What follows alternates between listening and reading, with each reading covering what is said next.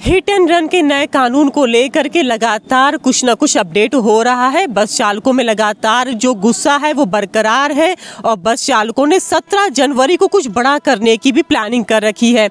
आखिर क्या करने वाले हैं बस चालक 17 जनवरी को और लखनऊ में क्या कुछ होने वाला है, पूरे प्रदेश पे क्या असर पड़ेगा, यही जानने के लिए आज हम आ गए हैं। क्षेत्रीय अध्यक्ष हमारे साथ मौजूद हैं मान सिंह, और इनसे पूछते हैं कि अब बस चालकों की क्या आगे की योजना है और 17 तारीख को क्या बड़ा होने वाला है। आपका बहुत बहुत स्वागत है।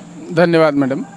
Actually ma'am, hit and run case में बहुत सी भ्रांतियाँ फैली हुई हैं, जो कि सरकार की ये जिम्मेदारी बनती है कि उन चीज़ों को स्पष्ट करे, क्लियर करे। कम से कम हमारे जो चालक भाई हैं, जो कि एक तो पहले से ही इस स्थिति में है कि हमारा विभाग इनको 8,000, 10,000, 12,000 में इनसे काम ले रहा है, उस वेतन में एक तो पहले से ही इनका परिवार का भरण पोषण नहीं हो पा रहा है, पेट नहीं चल पा रहा, तो ये अच्छी शिक्षा कैसे अपने बच्चों को दे पाएंगे और उनका भविष्य कैसे उज्जवल कर पाएंगे। इस पर तो किसी प्रकार की चिंता न प्रदेश सरकार को है, न हमारे परिवहन निगम के बैठे हुए टेलीकोठी के उच्च अधिकारियों को है। उसके बाद जो ये काला कानून लागू किया जा रहा है, जिसको विस्तार से अभी तक पब्लिक नहीं किया गया है कि इसमें क्या है, कैसे लगेगा। जो 7 लाख रुपया जुर्माना है वो किसको भरना पड़ेगा, जो 10 साल की सज़ा है वो तो चालक को ही वहन करना पड़ेगा, उसको भुगतना पड़ेगा सज़ा।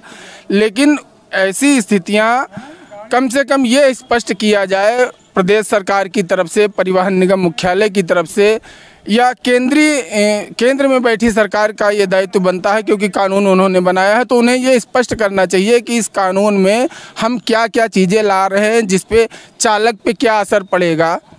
लेकिन अगर ये कानून लागू हो गया, हमारे किसी भाई से कोई दुर्घटना हो गई, तो उस स्थिति में हमारे पास क्या 7 लाख रुपया है? नहीं है। और 7 लाख रुपया को छोड़ के यदि हमने 7 लाख रुपये जुर्माना नहीं भरा, हमारा कोई चालक भाई जेल चला गया, 10 साल की सज़ा का प्रावधान है उसमें। उस 10 साल के अंदर इनके परिवार का, इनके बच्चों का क्या हश्र होगा, क्या इसकी चिंता सरकार को नहीं करनी चाहिए? सर्वप्रथम करनी चाहिए। चालक, उसके परिवार, उसके ऊपर इस कानून के बाद कैसी कैसी विपत्तियां पड़ेंगी, ये सरकार को पहले सोच लेना चाहिए, कुछ विचार विमर्श कर लेना चाहिए। और ये मजदूर से भी नीचे श्रेणी में आते हैं मैडम। मैं आपको बता दूं, जो राज्य सरकार का आदेश है कि कम से कम न्यूनतम वेतन इनका 24,000 होना चाहिए। हमारे पूरे परिवहन निगम में किसी भी चालक का 24,000 रुपये वेतन नहीं है, रेगुलर को छोड़ दिया जाए। और रेगुलर हमारे यहाँ सिर्फ और सिर्फ 6% है। जैसा कि पूर्व से भी जो कानून लागू था उसमें भी सज़ा का प्रावधान है, लेकिन उसमें ये होता था कि पहले चालक की ज़मानत होगी, फिर वाहन की ज़मानत होगी, और तत्काल चालक की ज़मानत हो जाती थी, चालक अपने कार्य पे लौट जाते थे और उनके परिवार का भरण पोषण होता रहता था। लेकिन इस कानून में इन सब स्थितियों को स्पष्ट नहीं किया गया है, तो हम अभी उस स्थिति में हैं कि हम क्या करें क्या ना करें। अभी इस पे हम लोग विचार कर रहे हैं, डिपो जाकर, क्षेत्र जाकर इस प्रकार से विचार कर रहे हैं।